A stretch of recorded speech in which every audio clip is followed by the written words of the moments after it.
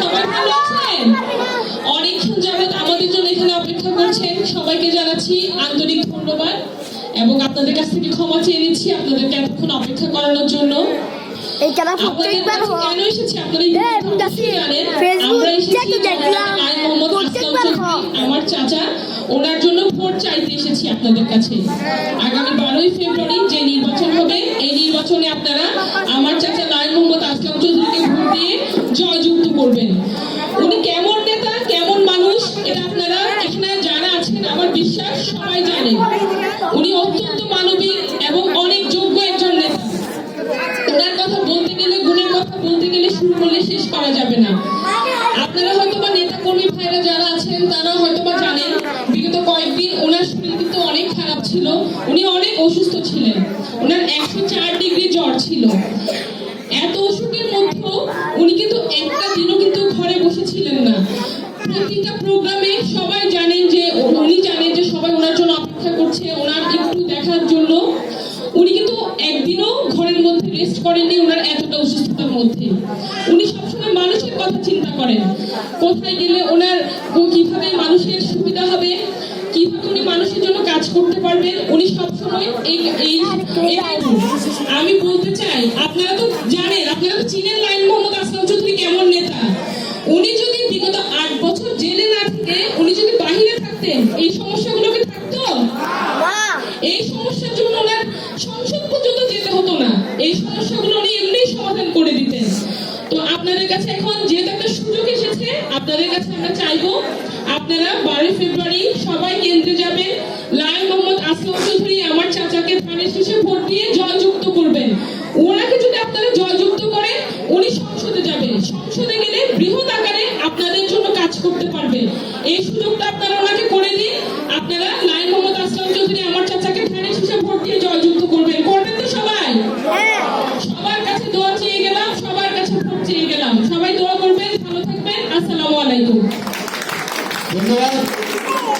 এই পর্যায়ে বক্তব্য নিয়ে আসছেন আসন্ন চুয়াডাঙ্গা জাতীয় সংসদ নির্বাচন চট্টগ্রাম 4 আসন থেকে বাংলাদেশ জাতীয়তাবাদী দলের মনোনীত প্রার্থী সিরাজুল্লাহ গণমানুষের নেতা, মজলুম জননেতা লায়ন মোহাম্মদ আসলাম চৌধুরী এফসিএ মহোদয়ের সুযোগ্য সহকর্মী জনাবা নাজনীন মোহাম্মদ চৌধুরী বক্তব্য নিয়ে আসছেন।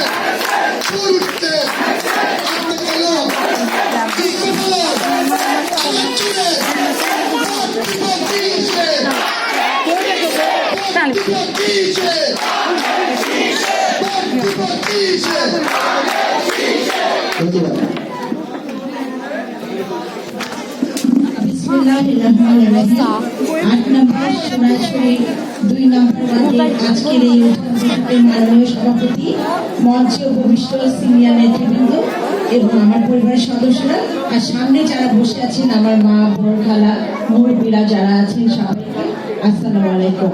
এবং বিশেষভাবে সালাম জানাচ্ছি আমার পাশে একজন মুরব্বী বসে আছেন, যার কথা ইফতেখার ভাই বলেছেন, ওনার আবার প্রথমবার মতো স্টেজে বসেছেন, ওনাকে আমি বিশেষভাবে কৃতজ্ঞতা জানাচ্ছি। আপনারা ইতিমধ্যে জেনে গেছেন আমরা প্রতিটা ওয়ার্ডে ওয়ার্ডে কেন যাচ্ছি, কিসের জন্য যাচ্ছি। আমরা সবাই জানি আগামী 12 ফেব্রুয়ারি আমাদের দেশে ত্রয়োদশ জাতীয় সংসদ নির্বাচন অনুষ্ঠিত হতে যাচ্ছে।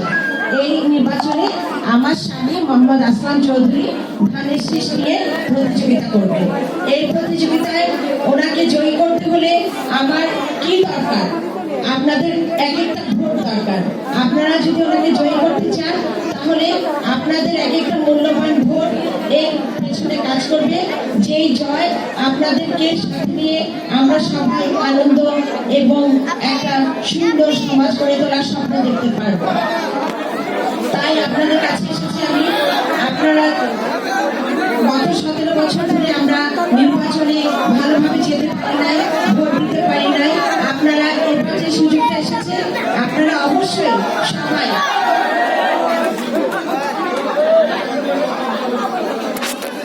সবাই নির্ভয়ে ভোট কেন্দ্রে যাবে, আনন্দমুখর পরিবেশ থাকবে। আপনারা যার যার যে কোনো মতভেদ ভুলে গিয়ে অবশ্যই আপনারা আপনাদের মৌলিক অধিকার যে ভোট, ওই ভোটটা প্রয়োগ করে মোহাম্মদ আসলাম চৌধুরীকে ধানের শীষে জয়যুক্ত করবেন, যাতে উনি আপনাদের সেবা এবং উন্নয়ন করতে পারেন। উনি সংসদে যেয়ে যদি আপনাদের সকল সমস্যাগুলোকে সমাধান করতে পারেন, তাহলে আমরা কেন ওনাকে ভোট দিব না? আপনাদেরকে আমি আশ্বস্ত করতে পারি, উনি যদি সংসদে যেতে পারেন, উনি অবশ্যই আমাদের এই সীতাকুণ্ড এলাকার সমস্ত সমস্যাগুলোকে পর্যায়ক্রমে শেষ করার বা সমাধান করার চেষ্টা করবেন। এখানে আপু বলছিলেন যে আপনাদের শিপইয়ার্ডের জন্য বিভিন্ন রাস্তাঘাটগুলো আমি আসার সময় দেখেছি, রাস্তাঘাটগুলো অনেক খারাপ, গাড়িতে আসতেই অনেক সমস্যা হয়, আর যারা ট্যাক্সি রিক্সায় চলেন তাদের তো আরো বেশি সমস্যা। আমি খেয়াল করেছি সেটা। এবং সবচেয়ে গুরুত্বপূর্ণ যেটা, যে প্রসূতি মাদের জন্য এই রাস্তা দিয়ে যাওয়া বা একটা ছোট হাসপাতাল বা দাতব্য চিকিৎসালয়, এগুলো বোধহয় সম্ভবত এখানে নেই। আমি প্রত্যেকটা ওয়ার্ডের থেকে সমস্যাগুলো জেনে আমার স্বামীকে জানাই। উনি নিশ্চয় যদি নির্বাচিত হতে পারেন, অবশ্যই উনি পর্যায়ক্রমে সকল সমস্যার সমাধান করার চেষ্টা করবেন। তাই আপনাদের দোয়া নিতে চাই আমি, আপনারা দয়া করে সবাই ভোট কেন্দ্রে গিয়ে ধানের শীষে ভোট দিবেন, আসলাম চৌধুরীর হাতকে শক্তিশালী করবেন। আপনারা সবাই ভালো থাকবেন, আমাদের জন্য দোয়া করবেন। আমার আরো অনেকগুলো মিটিং থাকাতে আমি আর বক্তব্য দীর্ঘায়িত করতে পারছি না। আমাকে এখানে যারা ডেকেছেন তাদেরকে আমি আন্তরিকভাবে ধন্যবাদ জানাই। আরেকটা বিশেষ কথা বলি, সেটা হলো আমাদের মুরব্বীদের যাদের মেয়েদের শ্বশুর বাড়ি এই এলাকায়, কিন্তু মেয়েটা আপনার বাসার ভোটার, তাহলে আপনারা মেয়েটাকে নায়ুরা নিয়ে নেন। আর আপনাদের ছেলের বউদের যদি বাড়ি এই সীতাকুণ্ডেই থাকে, তাহলে সে যদি বাবার বাড়ির ভোটার হয়, মেয়েটাকে বউটাকে আপনারা বাবার বাড়ি পাঠিয়ে দেন, যাতে তারা ভোট দিতে পারে। এই অধিকার থেকে তাদেরকে নিশ্চয়ই আপনারা বঞ্চিত করবেন না। সবাই ভালো থাকবেন। আসসালামু আলাইকুম।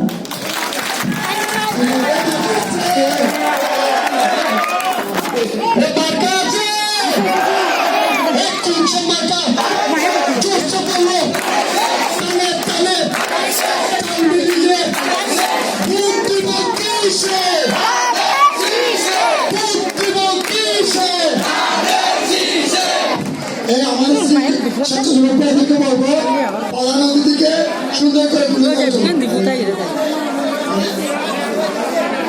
যারা আমাদের মা বোনরা এসেছেন, সুশৃঙ্খল ভাবে বলবেন, কেউ উঠবে না। আমাদের সবাই এখানে সমাপ্ত হবে, 5 মিনিট সময় নিব।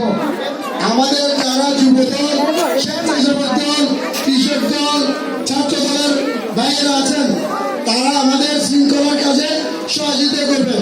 কেউ তাড়াহুড়ো করবেন না, সকলকে আমি অনুরোধ করছি।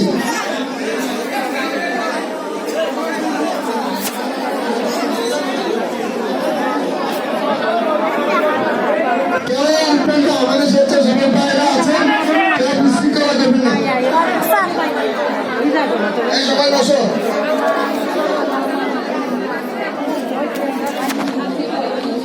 কেউ উঠবেন না, বসেন। এই মাঝখানে থেকে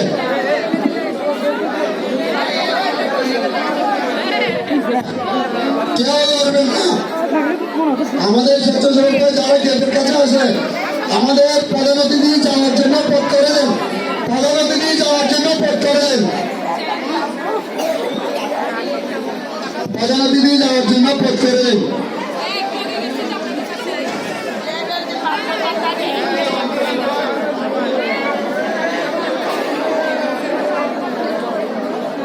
আমাদের পুলিশ যারা আজকে এখানে উপস্থিত আছে, কোনো তাড়াহুড়া করবেন না, কোনো কিছুতে কোনো তাড়াহুড়া করবেন না।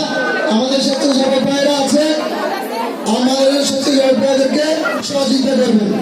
এই পর্যায়ে আজকের এই উঠান বৈঠকের সমাপনী বক্তব্য নিয়ে আসছেন বাংলাদেশ জাতীয়তাবাদী দল সীতাকুণ্ড উপজেলা শাখার